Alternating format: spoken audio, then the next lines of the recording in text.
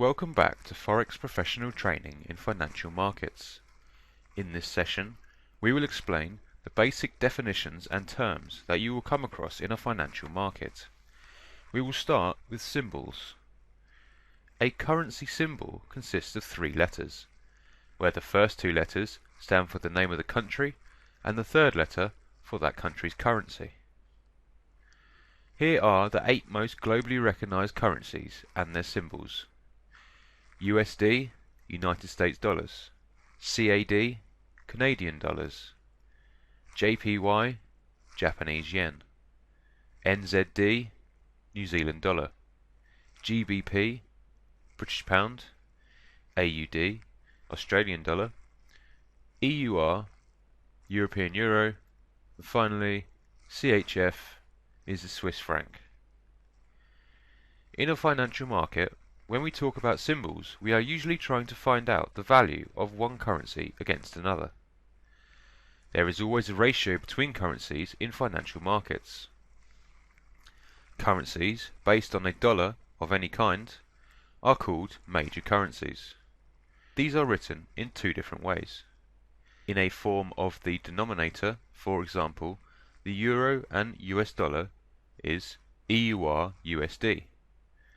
Second way is an indirect, for example, the US dollar and Japanese yen, USD JPY. All other currencies, like EUR GBP, are referred to as cross and are usually read as X divided by Y, where X represents the main currency, while Y specifies the opposing currency. Precious metals. Precious metals are a bit different. Spot gold is referred to as XAU or XAU USD against the US dollar, and future gold is termed GCXX. However, future gold may also be shown as XAU, but it will be on its own future gold section on the MetaTrader website. When dealing with energies, the most common of all is oil, which is shown as CLXX, where the XX will change from contract to contract. This will always be found in the future section on the MetaTrader website. If we look at the MetaTrader platform, we will see many different types of symbols. Again, for example, USD CHF is the US dollar against the Swiss franc. You will also see a spot gold and oil symbols, such as XAU and CLXX, which are always calculated as future instruments. Minimal measurement. Now it is time to talk about pip. This is the smallest measurement of change in a currency pair. For instance, if the price of euro against the US dollar is 1.3800 and it rises to 1.3801 or falls to 1.3799, it changed by 1 pip. If you divide 1 pip by 10, you will have 10 pipettes, which will add 1 extra decimal digit to the currency pair value. For instance, if the euro against the US dollar is shown as 1.38500 and it rises to 1.38501 or falls to 1.38499, it has gained or lost 1 pipette respectively.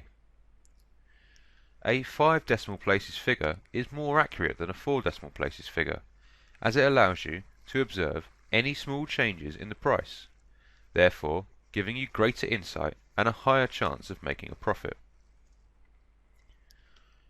When writing a currency as a symbol, you must do it to a 4 decimal place figure representing the pip value, or a 5 decimal place figure representing the pipette value.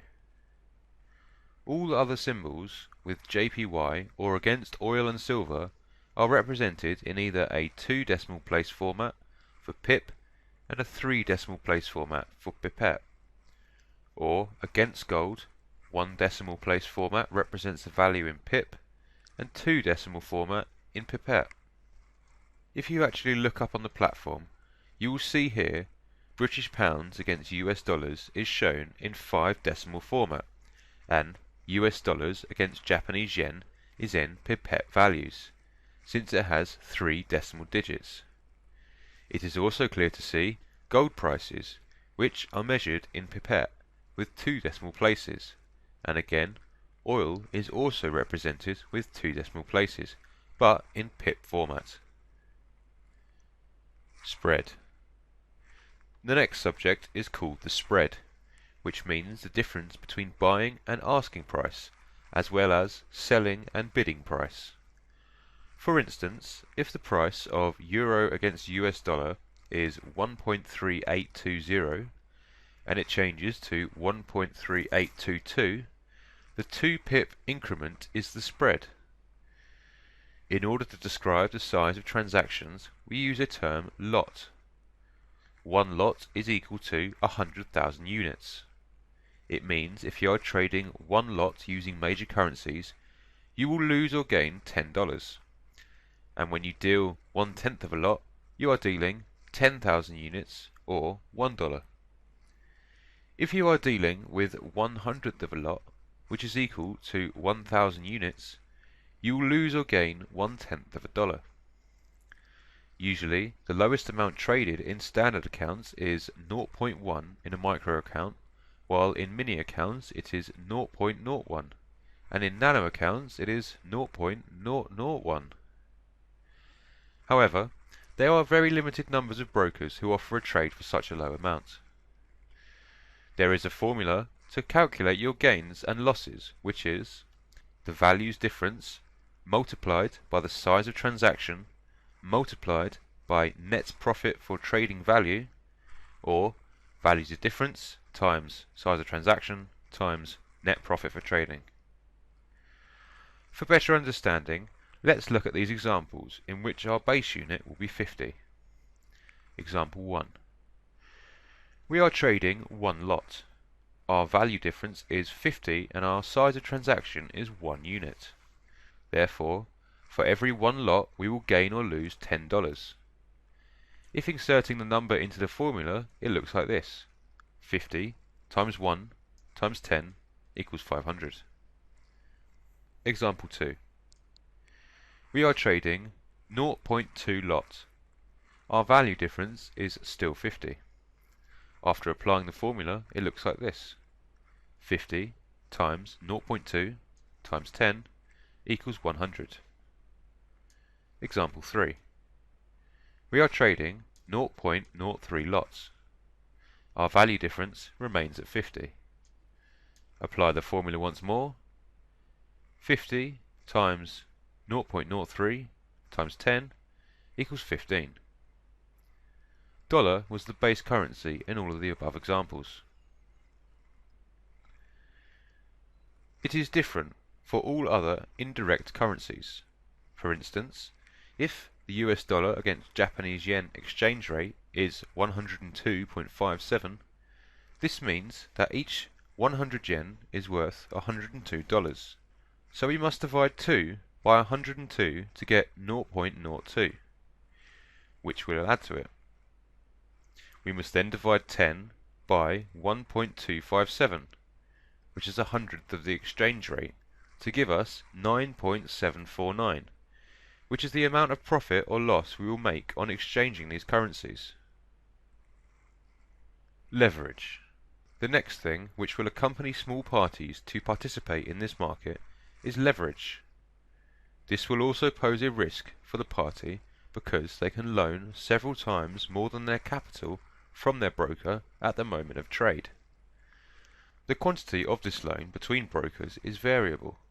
For instance, some brokers may even go up to 1,000 to 2,000 in leverage, but you should know that the standard is between 100 and 500. You should also consider that the higher the leverage, the higher the risk it holds. Margin. The next step is a margin. A margin is a collateral that the holder of a financial instrument has to deposit to cover some or all of the credit risk of their counterparty, most often their broker or an exchange. As you can see, our investment is $50,000, and this is a demo account.